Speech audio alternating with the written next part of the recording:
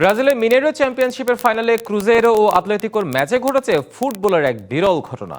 এদিন দুদলেরই বাকবিতণ্ডা হাতাহাতির পর্যায়ে চলে গেলে 23টি লাল কার্ড দেখান রেফারি। পরিস্থিতি নিয়ন্ত্রণে মাঠে ডাকা হয় মিলিটারি পুলিশ। ম্যাচের দ্বিতীয়ার্ধের মাঝপথে ইউভেন্টাসের সাবেক স্ট্রাইকার হোর্হের গোলে এগিয়ে যায় ক্রুজেইরো। সেই গোল শোধ করতে মরিয়া অ্যাতলেতিকো চেষ্টা চালিয়ে যায় খেলার শেষ মুহূর্ত পর্যন্ত।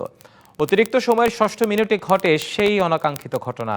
ক্রুজেইরোর উইঙ্গার ক্রিস্টিয়ানের একটি ট্যাকল হজম করতে পারেনি আতলেটিকোর গোলরক্ষক এভারসন। মেজাজ হারিয়ে তিনি ঝাঁপিয়ে পড়েন ক্রিস্টিয়ানের উপর। শুধু ধাক্কাধাক্কিই নয়, হাঁটু দিয়ে চেপে ধরেন প্রতিপক্ষের বুকে। ক্রুজেইরোর খেলোয়াড়রা সতীর্থকে বাঁচাতে দৌড়ে আসেন। ওদিকে ডাগ আউট ছেড়ে মাঠে ঢোকেন আতলেতিকোর ফুটবলাররা। এরপর প্রায় 10 মিনিট চলে চড়, ঘুষি আর ফ্লাইং কিকের মহড়া। পরিস্থিতি নিয়ন্ত্রণে মাঠে ডাকা হয় মিলিটারি পুলিশ। এ ঘটনায় মোট 23 জনকে লাল কার্ড দেখিয়েছে রেফারি।